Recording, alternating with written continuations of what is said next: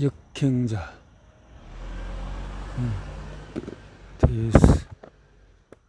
역행을 어떻게 산막에 배수의 진 19,000원이 입금됐습니다.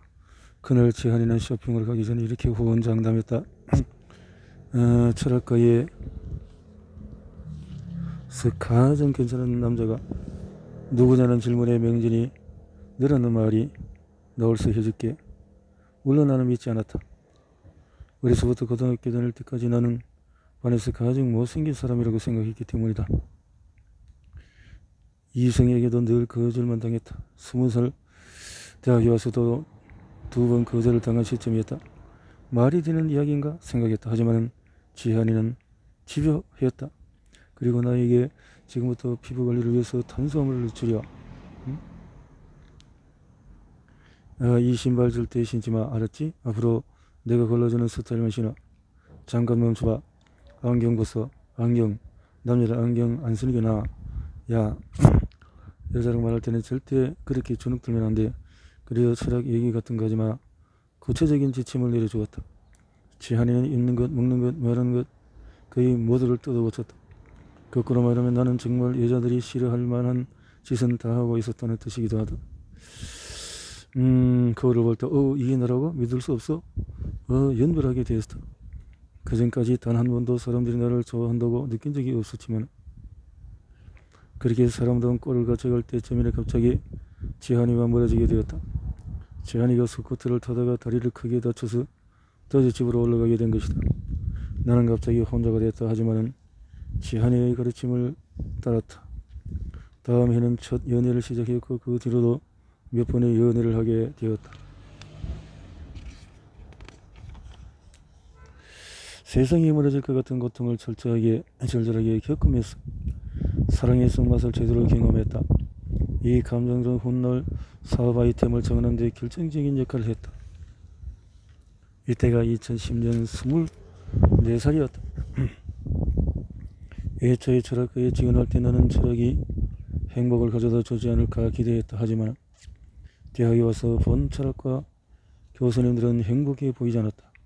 대학 내 정신적인 문제로 갈등을 빚거나 시간 강사를 대하는 모습을 보면은 평범한 사람들과 다를 바가 없었다.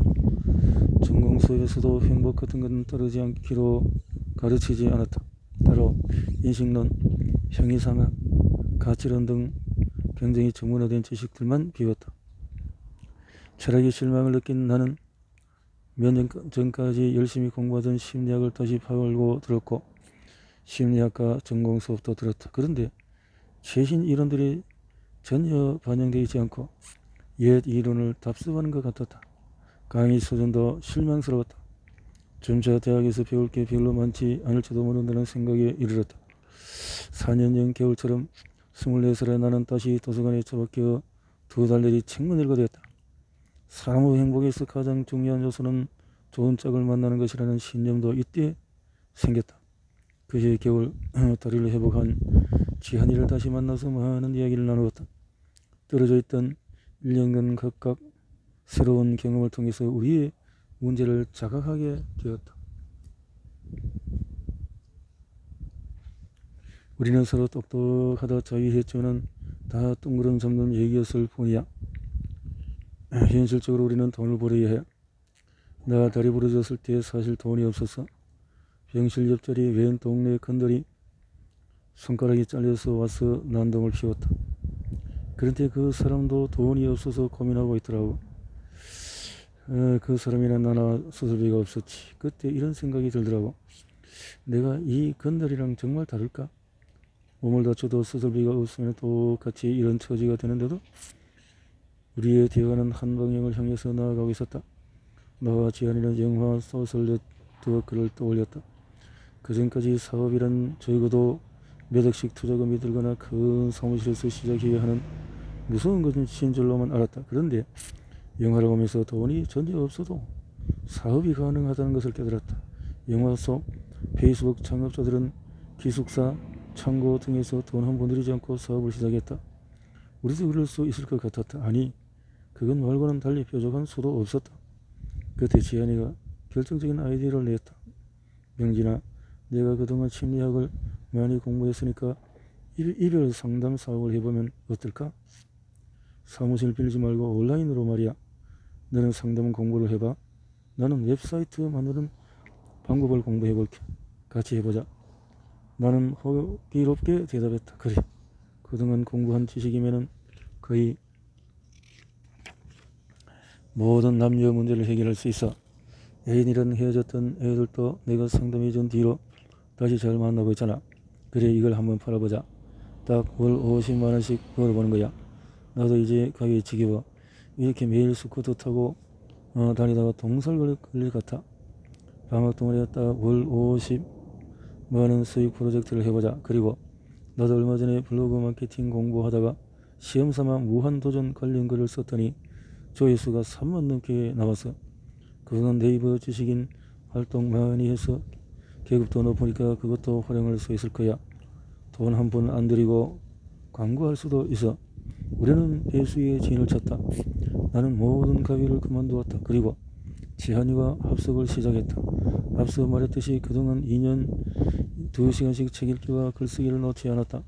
새로운 걸 받아들이고 본질적인 것들을 찾아서 연결하는 데 최적화된 상태였다. 우리는 2개월간 각자 최선을 다해서 사업을 준비했다.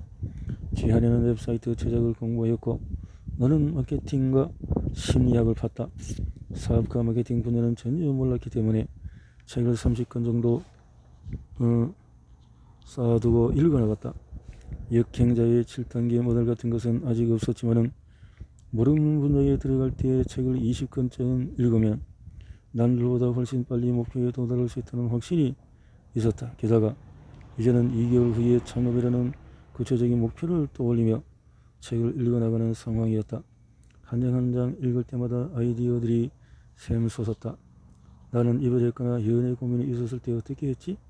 그래, 헤어진 여자친구 있는 법 검색했었어. 그 검색으로 네이버 지식인 작업을 하고 블로그를 써두자. 나와 같은 고민을 하는 사람들은 이 키워드로 검색할 거야. 블로그나 지식인을 타고 온 사람들이 우리를 신뢰하게 하려면 전문성을 보여줘야 해. 후기가 있어야 한다. 후기가 없으면 나라도 믿지 않을 거야. 대학 때에 내가 연애 상담해서 잘 되었던 친구들에게 진솔한 후기를 남겨달라고 해야지. 그리고 또 내가 괴로울 때 했던 일이 뭐였지? 고민 상담을 해주는 네이버 카페에 들어가 봤었지. 그럼 거기도 칼럼을 쓰자. 단 절대 상업적인 냄새가 나면 안 돼. 이런 사람에게 진짜 도움이 될 만한 정보를 주는 거야. 일단 그래야 신뢰가 쌓여. 그렇게 열심히 생각하고 준비하기를 2달. 2011년 1월에 우리는 사이트를 오픈했다. 상담료는 5만원. 우리는 초대박이 날 줄 알았다. 하지만 충격적이게도 아무도 상담을 신청하지 않았다. 여유 자금은 고작 4만원 남은 상태였다. 지환이는 일주일 식빵과 우유만 먹으며 버티자고 결심했다. 그렇게 식빵과 우유로만 버티며 3일이 흐르자 우리는 생존의 위협을 느꼈다. 원룸 앞 트럭에서 파는 2,000원짜리 아메리카노가 정말 마시고 싶었다. 혹시나 싶어서 웹사이트 메인 카피를 수정하고 상담료도 19,000원으로 낮췄다. 일단 한 번이라도 상담 신청이 들어오면 빵이나 밥을 사 먹을 수 있다는 생각밖에 들지 않았다. 우리는 잘다 이렇게 하고 잠에 들었다. 그날 아침 7시 문자가 하나 왔다. 19,000원이 입금되었습니다. 내 인생에서 가장 기쁜 순간 중에 하나였다. 그때 지한이가 했던 말이 아직도 기억이 난다. 명진아, 우리 아메리카노 마시러 가자. 우리는 그 다음날 3천만 원을 얻어드리게 된다. 그 다음날 어떤 일이었을까? 사막에서 행운 뒤에 숨은 것, 이보다 최악의 상황이 있을까? 2011년 3월 25살이 된 우리의 사업은 나날이 발전했다. 22만원짜리 방에 살다가 3천만원을 벌어들이는 것은 기적과도 같았다. 매일 이것이 꿈인가 현실인가 싶은 나날을 보냈다. 밤이란 시간당 20만원을 벌면서 천재 상담사님 소리를 듣다가 낮에는 평범한 대학생으로 지내는 이중생활을 이어나갔다. 3학년이 되자 모든 게 시시하게 느껴졌다. 차츰 전주에서의 삶이 무료해졌다. 내가 큰 돈을 벌자 주위 사람들은 오히려 나를 멀리했다. 사람들은 성공한 사람에 대해서 부정적인 감정을 먼저 가진다는 것을 이때 깨달았다.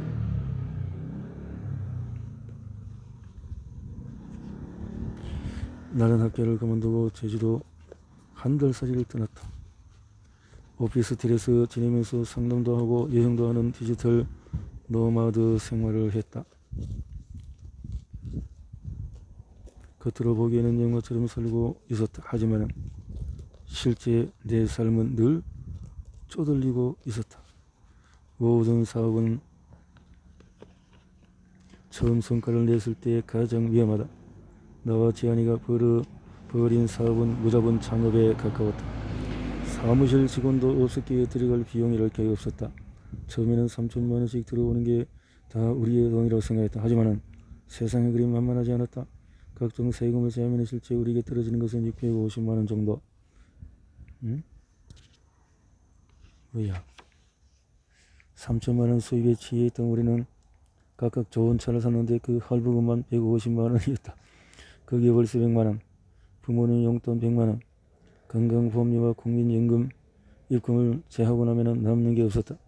실제 쓸 수 있는 돈은 100만 원 수준이었다. 오히려 대학 시절 가위를 하며 200만 원 벌 때가 풍요로웠다. 사업이 커지면서 우리는 각각 역할을 나눴다. 지금 관리와 회계, 경영 등은 지한이가 맡기로 했다. 나는 상담글을 작성하거나 상담을 진행하고 연구하는 역할을 했다. CFO와 CTO로 갈라진 셈이다. 우리는 이후에 3년간 재택근무를 하면서 각자의 일에 전념한다. 나는 나대로 그 업계에서 전설적인 인물이 되었고 수많은 상담 사례를 바탕으로 이론을 정립해서 재해 심리학이라는 걸 만들게 되었다. 소문이 나면서 인기가 치솟았다. 나에게 상담을 받으려면 1, 2개월은 기다려야 했다. 상담 복주 때문에 상담 제한을 거는 일이 잦아졌고 제한을 풀어내려면 수백 개의 상담글이 올라왔다. 나는 3년간 매일 오후 7건의 상담을 하면서 전문가로 거듭나게 되었다. 그러면 이별과 재회에 관한 상담은 어떻게 이루어지는가? 내가 하는 일이 궁금할 수 있으니 간단히 요약해 보겠다. 고민을 가진 내담자가 상담 사연을 작성한다. 나는 사연을 읽고 둘의 상황을 심리학적으로 분석한다. 연애 상대의 심리를 파악하고 그에게 해야 하는 액션을 구체적으로 제시한다. 문자 한 번으로 매달리게 만들거나 재회 가능성이 높은 상태를 만드는 게 목표다. 재회 확률이 30% 미만인 경우에는 환불을 권유한다. 대부분의 케이스가 문자 한 번만 보낼 수 있는 상황이다. 내담자가 메시지를 보내고 나면 상담자에게 연락이 오거나 상대가 매달릴 수 있다. 이때 어떻게 하는지 구체적인 액션 방안을 내담자에게 알려준다. 아울러 상대의 심리 변화를 설명해준다. 이때 많은 사례를 듣고 겪으면서 나는 어느새 인간 심리 분석과 심리 시뮬레이션 전문가로 거듭났다. 통찰력 상담 사연을 5, 6건씩 읽어야 하고 이렇게 창의적으로 해나가면서 독창적인 해법도 연구하고 덕분에 문제 해결 능력이 많이 향상되었다. 세상에는 안 풀리는 문제보다도 고민하면 풀리는 문제가 훨씬 많다는 것을 깨달았다. 이런 깨달음과 적극적인 두뇌의 사용은 이후에 다른 창업에서 다시 중요한 자산이 된다. 이처럼 전문성은 나날이 발전해갔지만 사업 자체는 3년간 정체되어 있었다. 서로에 대한 불만도 쌓여갔다. 지한이는 내가 경영상 고충을 받는다고 생각했다. 나는 나대로 이런 불만이 생겼다. 사업을 시작하자마자 월 3천씩 벌었는데 어떻게 3년간 매출이 그대로지? 그리고 실제 고객을 상대하는 건 나 혼자인데 왜 650만 원만 받아야 하지? 사업 구조도 마케팅도 맨 처음 똑같으니 사업이 더 커지지 않는 게 아닐까? 이걸 경영이라고 할 수 있나? 겉으로 사이가 좋아 보였지만 우리는 서로에게 불만이 쌓여갔다. 나는 사업을 공격적으로 펼치기를 바랐지만 지한이는 보수적으로 하기를 원했다. 그리고 나는 창업 초기 외에는 경영에 참여하지 않으면서 주도권을 잃은 상태였다. 무엇보다도 이때까지 군대에 갔다 오지 않은 상태였다. 불안한 나와 지한이 사이에 제3자가 개입하면서 우리 관계는 틀어지기 시작했다. 오막 인간이 그래. 결국 사람은 제그릇만큼의 돈을 모은다. 우리는 늘 눈앞의 목표를 염을 하면서 살고 그것만 달성하면 모든 게 해결되는 것처럼 생각하지만 현실은 그렇지 않다. 상담 결제가 한 번이라도 돼서 끼니를 해결할 수 있다면 좋겠다고 기도하던 때가 차라리 행복했다. 문제 하나가 해결되면 더 큰 하나가 게임 속 퀘스트처럼 펼쳐졌다. 너무나 파란만장한 일들이 많았는데 짧게 정리하면 이렇다. 지하에 나는 여러 오해가 쌓여 갈라섰다. 나에게 다른 동업자가 생긴다. 새롭게 사이트를 열어서 마의 3천만원 매출을 바로 뚫어낸다. 2015년 2월 1일 29의 사업 수익을 거의 챙기지 않은 채로 군대를 간다. 첫 휴가를 나와보니 회사가 이상하게 돌아가고 있었다. 동업자와 직원들이 나를 배신하는 정황을 포착. 두 번째 휴가를 나와서 결국 모든 사업을 정리한다. 스트레스 때문에 강직성 척추염이라는 난치병을 얻고 군병원에 입원하여 6개월간 누워 지냈다. 이렇게 내 사내 초기는 정말 악운의 연속이었다. 세상에 둘도 없는 친구였던 지한이와 헤어지는 것도 안타까웠는데 같이 일하는 사람들마다 나를 이용하려는 모습에 사람을 믿기 어려운 상태에 이르렀다. 내무반에 누워 있으면 무장 타령해서 배신자들을 처단하고 싶은 욕망에 휩싸였다. 강직성 척추염으로 군병원에 6개월간 입원했을 때는 정말 인생 막장에 도달하는 기분이었다. 그렇게 괴로운 날들이 이어지던 어느 날 나는 마음을 고쳐 잡았다. 신이 나를 얼마나 위대하게 쓰려고 이런 고난을 주는 걸까? 종교를 믿지 않았지만 난 이 고통과 의미를 부여하고자 마음먹었다. 늘 큰 고통 뒤에 큰 성장이 온다는 걸 겪어보지 않았던가? 난 이 비참한 처지가 어쩌면 달리는 계기가 될 수 있겠다고 생각했다. 아니, 그렇게 생각하기로 했다. 이렇게 병원에 있게 되어서 하루 종일 책만 읽을 수 있는 환경이 마련된 것은 신이 주신 기회다. 난 정말 운이 좋다. 항상 고난이 있을 때마다 책을 읽으며 성장하지 않았나? 황금의 시기. 고향 군병원에 입원한 6개월 동안에 나는 목발을 짚거나 휠체어를 타고 나가서 끊임없이 책을 읽었다. 그전에 심리학과 경영학 관련 책을 읽었다면 이번에는 더 다양한 분야를 읽어야 했다고 생각했다. 어차피 사회에 나가면 또 다시 인류와 관련된 책을 읽을 게 뻔하니까 이런 기회에 다른 영역을 건드리고 싶었다. 그래서 세계사, 과학, 문학에 관련된 책을 읽으면서 지금까지와 다른 방향으로 뇌를 발달시키려 노력했다. 그리고 본격적으로 경영에 대해서 공부하기 시작했다. 이때 읽었던 책 중 하나가 일본 최고의 부자 입문서로 알려진 부자의 그릇. 이 책을 읽고 나니 내게 벌어진 모든 상황들이 순식간에 이해가 되었다. 이 책에는 그동안 겪었던 시기행 자료가 스토리화되어 있었다. 그동안 내가 끊임없이 화가 난 건 스스로 대단한 사람이라고 착각했기 때문이다. 재환이와 일을 하면서 3천만 원의 순수익을 냈지만 650만 원밖에 못 가져간 것. 다른 동업자와 일하면서 모든 재산을 잃고 사업체를 빼앗긴 것은 불운 때문이 아니었다. 그들의 문제도 아니었다. 그저 내 그릇이 작았기 때문에 물을 부어도 흘러 넘쳤던 것뿐이었다. 생각해보니 내가 잘하는 것은 오직 상담뿐이었다. 경영, 회계, 세무, 종목 등 그 무엇도 할 줄 아는 게 없었다. 그저 내 그릇만큼 벌었을 뿐 나 혼자서 수천만 원을 번다고 생각한 것은 착각이었다. 서른이 다대로 한 푼도 없는 것. 모든 사업이 살아낸 것은 누구도 탓도 아니었다. 그게 내 실력이었다. 이게 철저하게 인정하자 더 이상 사람을 원망하지 않게 되었다. 그리고 이제부터 뭘 해야 할지 한 번에 큰 돈을 버는 일은 없다. 사람은 제 그릇만큼 돈을 가져갈 뿐이다. 남을 탓하기보다 내 문제에 집중하자. 나는 생각을 올바른 방향으로 이끌고 뇌를 최적화하려고 노력했다. 그리고 기분을 따지려고 했다. 예전에는 작은 일들을 하찮게 여겨서 저런 건 나 같은 천재 상담사가 할 일이 아니야 라고 생각했다. 그런데 바다가 치고 나니 모든 일이 소중했고 작은 일부터 능숙해져야 내 진짜 실력이 늘어난다는 생각이 들었다. 당신에게는 강직성 척점이 있긴 했으나 거기 가서 제대로 할 만큼 진행되지는 않은 상황이었다. 6개월간 군병원에 누워있으면서 이 상태로는 군대에도 나에게도 도움이 되지 않을 것 같았다. 빨리 제대로 해야 하겠다고 마음먹었다. 나는 특혜를 살려 글을 썼다. 10여 쪽에 달아놓은 보고서를 작성해서 군 간부들에게 전했다. 깨병이 아니라 병세가 심각하다는 것을 알게 된 몇몇 간부들의 도움으로 제대할 수 있게 되었다. 2016년 1월 내 나이 30이었다. 사회로부터 나는 몸으로부터 바로잡아야 했다. 군병원에 있을 때 내 병에 대해서는 충분히 공부해둔 상태였다. 척추염은 초기 상태였기 때문에 앞으로 잘 관리만 한다면 정상을 돌아갈 수 있다는 희망을 가졌다. 그러나 걷기도 힘들고 뛰는 것은 상상할 수도 없는 평범한 재활치료도 어려웠다. 저에 대한 균형 잡힌 해법을 만들어야 했다. 그래서 다시 적응하느라 6개월 무리한 운동은 어려웠지만 일상생활은 가능해졌다. 손목 통증도 사라져서 조금씩 키보드를 두드릴 수 있게 되어졌다. 자, 이렇게 인생에 우여곡절을 겪으면서 성장하는 것이다. 그런 거죠.